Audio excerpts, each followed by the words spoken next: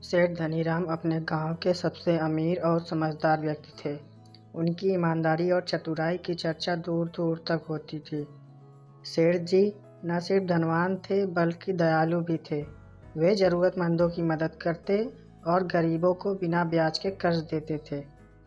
एक दिन एक व्यापारी रमेश शहर से गांव आया। उसने सुना था कि सेठ धनीराम बहुत अमीर हैं, तो उसने सोचा कि सेठ जी को धोखा देकर धन कमा लिया जाए। रमेश बहुत चालाक था और मीठी मीठी बातें करके लोगों को फंसाने में माहिर था।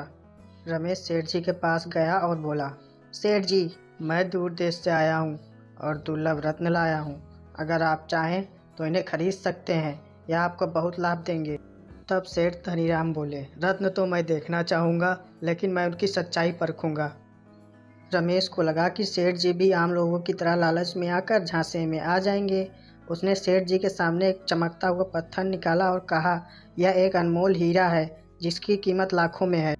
सेठ जी ने पत्थर को देखा और बोले, यह तो सुंदर है, किंतु इसे परखने के लिए मुझे समय चाहिए।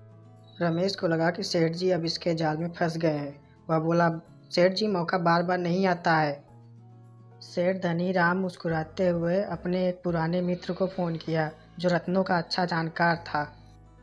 उसने पत्थर को ध्यान से देखा और तुरंत पहचान गया कि यह नकली है।